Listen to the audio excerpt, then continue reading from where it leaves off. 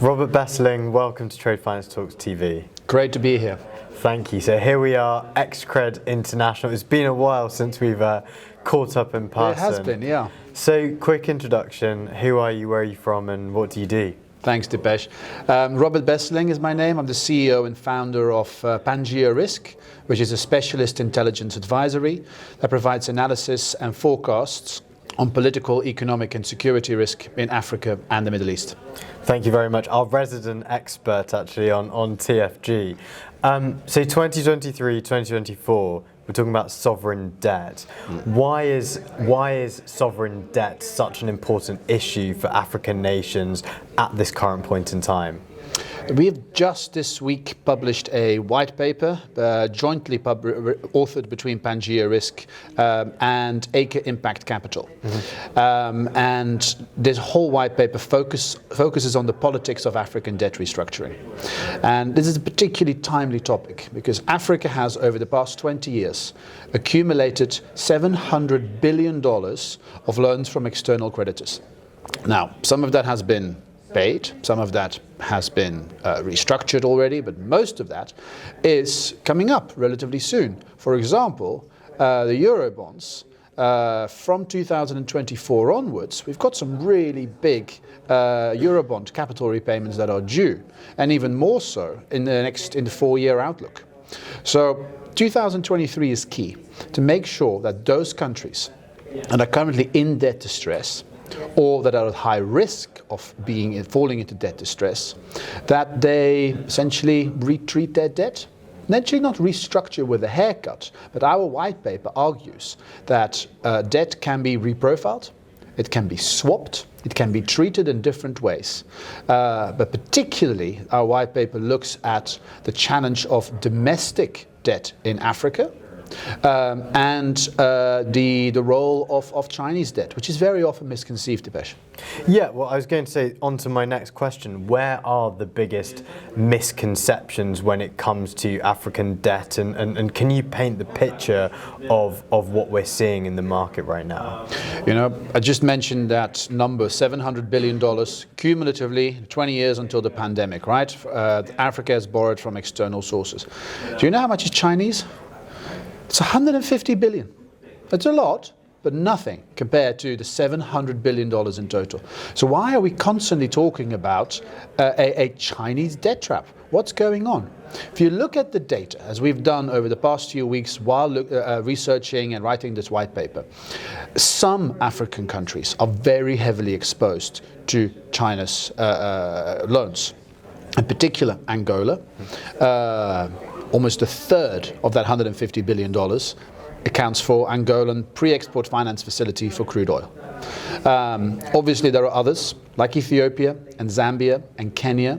If you look at those loans compared to GDP, it's actually countries like the Republic of Congo that are almost in the same scale as Angola in terms of being exposed to China. But most African countries are nowhere near that. So if you take that small club, so it's 5-6 African countries that are heavily exposed to China, that's only 10% of the African continent.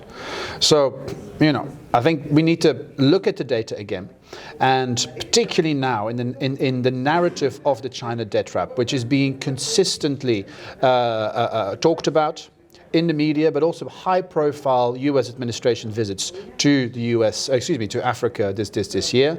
We just had a trip from Secretary Janet Yellen. There will be trips from President Joe Biden and the Vice President and other senior administration officials, and this will be a very important topic. The data, however, seems to have a completely different picture. I think that's one of the main misconceptions at the moment. Not all of Africa is that heavily exposed to Chinese debt, and most of that Chinese debt can actually be treated. So, talking about treatment, and multilaterals helping, what's the story there? So the multilaterals have created something called the Common Framework. And the Common Framework essentially is a G20 invention with IMF and World Bank support that particularly looks at treating Paris Club, concessional, and Chinese debt. It's really excluding Eurobond holders, domestic bond holders, and of course also commercial lenders, ECAs, banks, etc. So there's some exclusions there. which are quite notable.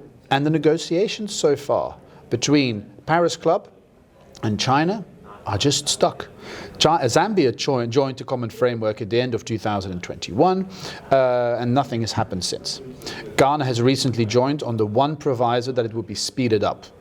Maybe they will have a deal before Zambia will. But the most important thing is that the multilaterals at the moment are offering a multilateral approach to debt treatment, and there is no precedent of success for that. If you look at Angola, which in 2021 carried off the largest ever debt restructuring, $25 billion, was all Chinese debt. And that was done by extending maturities and maybe only slightly raising interest rates. Countries like Kenya, Ghana and many others in Africa should follow that as a paradigm, which is exactly what our white paper argues. Your white paper also talks about climate finance and the potential misalignment for African nations. Can you talk about this in a bit more detail? Africa is the world's most vulnerable continent to climate change. Hence, it would make sense that the bulk of climate finance should go to Africa, specifically after COP27, Africa's COP. About 11% of global climate finance goes into the African continent. Most of that is carried by concessional lenders, multilateral development banks, etc. Very little private sector still. So why is this, the misalignment? It's because of the fear of African defaults on their sovereign debt, high political risk, particularly in countries that we've seen military interventions.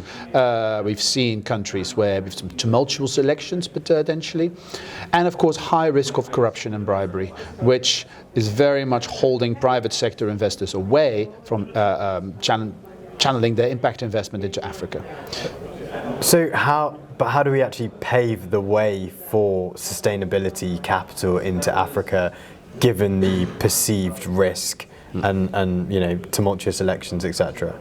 So our white paper has very much looked at the African debt crisis at the moment, and particularly trying to find where the crisis is. If it's not Chinese debt, and if it's not particularly Eurobonds, maybe countries like Ghana have an issue with Eurobonds, but most of Africa's countries have a problem with domestic debt.